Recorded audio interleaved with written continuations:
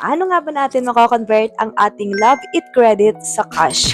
Kung approve ka na nga sa Love It at hindi mo nga alam kung paano yan mako-convert sa cash, stay until the end dahil ituturo ko nga sa inyo ang step by step kung paano nyo nga to mariredeem or mako-convert. Pero request ko lang sa inyo, don't skip any second of this vlog para hindi kayo magkamali or tanong ng tanong sa comment section kung bakit hindi nyo nga siya nakiklaim. Para hindi ka nga malito at magkamali at mas maintindihan mo. Kasi nga, ang dami-dami pa din, no? Ang dami ko na nagawang vlogs na about sa mga pagko-convert pero hindi ko alam sa iba, hindi sila makasunod. Kaya huwag ka mag-skip. Disclaimer, this video is not sponsored at hindi rin po ako agent ng kahit anong online lending app. Lahat po na sasabihin ko ay based lamang po sa aking experience. Without further ado, let's get started. Unang-una, kailangan meron ka munang Lazada account at verified yon. Pagkatapos nga nun ay hanapin mo lang yung share treats. Guys, huwag kayong magpapalito kasi pag tinatype nyo yung share treats sa Lazada, dalawa po yung lumalabas.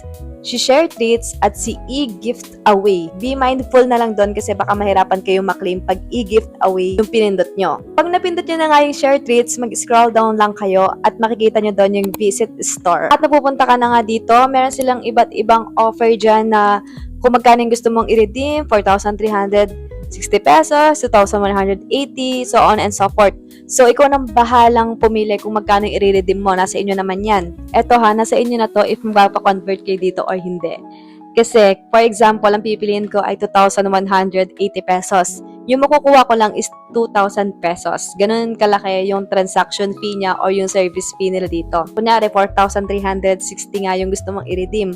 Ang makukuha niyo lang is 4,000 pesos. Yes, ganun siya kalaki. Pero legit to. Pagkapindot ko nga na to, so 180, i-click nyo lang yung buy now. Ibibigay nyo lang po yung GCash ninyo. Make sure lang na active yung GCash na lalagay ninyo.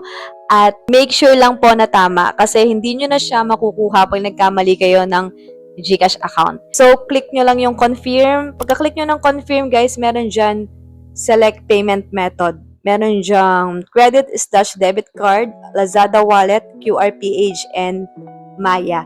So, pipindutin nyo lang dyan yung credit/debit card, yung unang-una. Kailangan nyo lang i-link yung inyong 16 digits Love It number. Makikita nyo yon sa app ni Love It at makikita nyo rin yon sa card niya mismo. Enter CVV, 3 digits yon.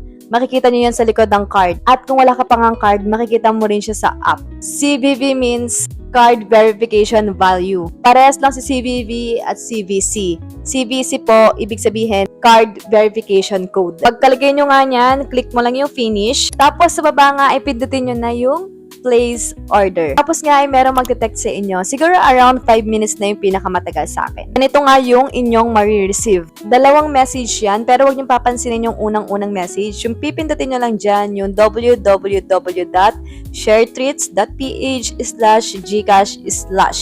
Doon po yan sa pangalawang message. Wala kayong kaligaw dyan. Tapos nga, mapupunta kayo dito sa redeem your code. Ita-type nyo lang po ng 2 beses yung GCash number ninyo and click start. Pag may lumabas nga na ganito, verify you are human, i-click nyo lang dyan yung box. Lumalabas lang to kapag multiple ka nang nag-redeem sa kanila. Tapos nga ay ilalagay nyo lang yung 9 digits code. No, nandun yun sa message kanina doon sa pangalawa. Itong 636-412-8112. I-click mo na yung redeem. And click send OTP.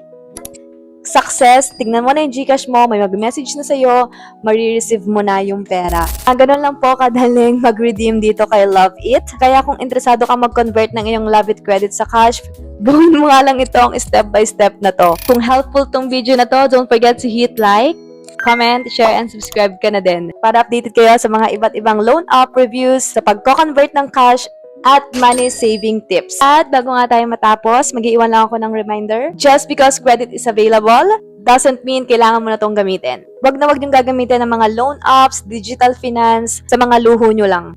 Always borrow responsibly. At tandaan ninyo, don't borrow just because it's available. Bye! God bless us all!